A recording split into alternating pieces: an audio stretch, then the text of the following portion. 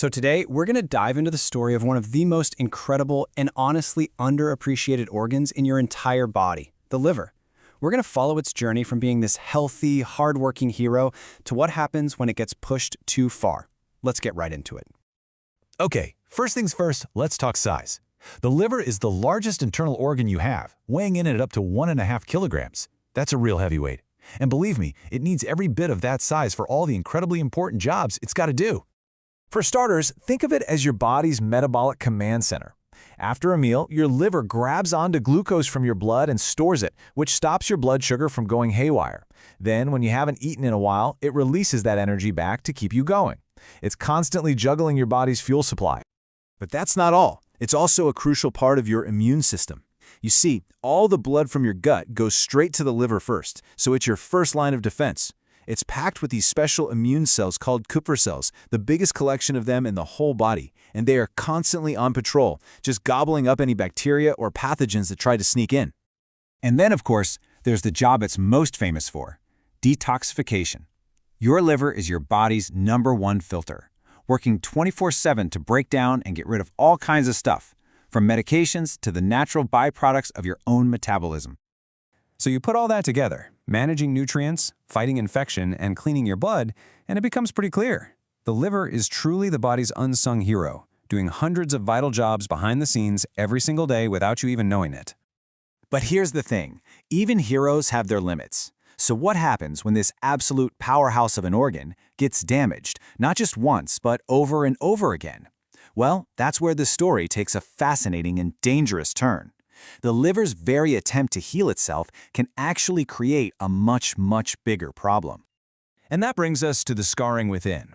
When the liver is under constant attack, its healing response goes into overdrive, and that can lead to a serious condition called cirrhosis.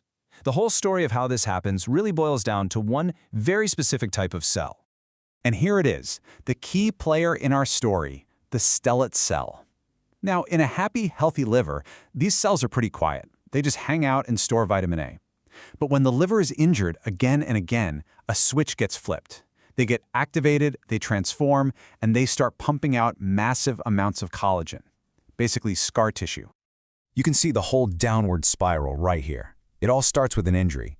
That injury activates those stellate cells, which start what they think is a repair job. But if the injury doesn't stop, they just keep making more and more scar tissue. That buildup is called fibrosis, and eventually you hit cirrhosis, where that dense, fibrous scar tissue literally hardens and chokes out the healthy liver tissue, turning a soft, functional organ into something hard and lumpy. Now, this new hard structure creates a massive plumbing problem for the body. The smooth flow of blood that's supposed to go through the liver gets blocked. This leads to a condition called portal hypertension, and the best way to picture it is as a dangerous internal traffic jam. This quote really nails it.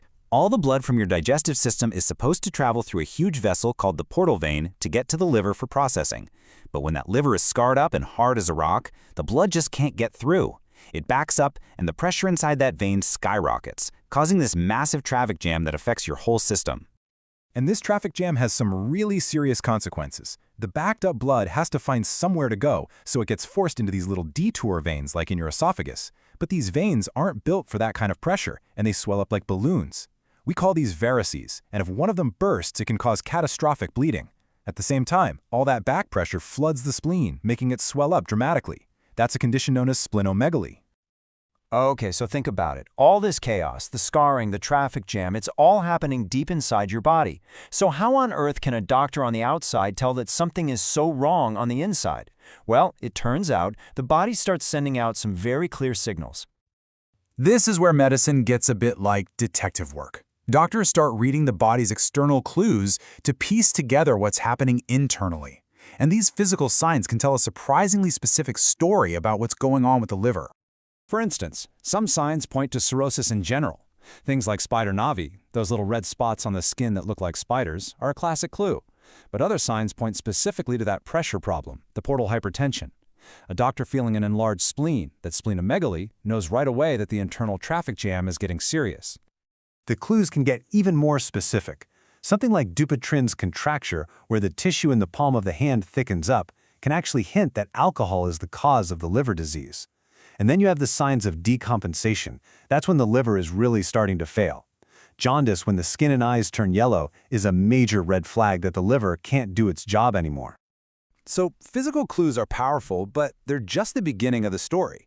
To get the full picture, doctors need tools that let them actually see what's happening on the inside. And that's where blood tests and imaging come into play. Blood tests can tell an incredibly detailed story. Let's just take hepatitis B as an example. If a test for something called the hepatitis B surface antigen, or HBsAg, is positive, that tells the doctor you have an active, ongoing infection. But if the test for the surface antibody, anti-HBs, is positive, that's actually good news. It means your body is immune, either because you got a vaccine or you fought off the infection in the past. Next up, you gotta get a picture of what's going on.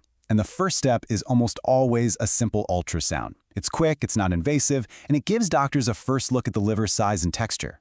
They can see if the surface looks bumpy and nodular, a key sign of cirrhosis, and they can even check the direction of blood flow in that critical portal vein. But, to get the absolute definitive diagnosis, to really see the scarring and inflammation up close and personal, the gold standard is still a liver biopsy. By taking a tiny piece of the liver and looking at it under a microscope, a pathologist can see exactly what's going on and say for sure how advanced the disease is. So, we've gone on this whole journey, from a healthy, resilient organ to one that's been scarred and damaged by chronic injury. The story of the liver is truly remarkable. I mean, it's one of the only organs that can actually regenerate itself. But as we've seen, even this superhero organ has a breaking point. Its journey from health to harm is a powerful reminder of the delicate balance inside our bodies, and it kind of leaves you with this one big question. What does the health of this single, vital organ really tell us about our health as a whole?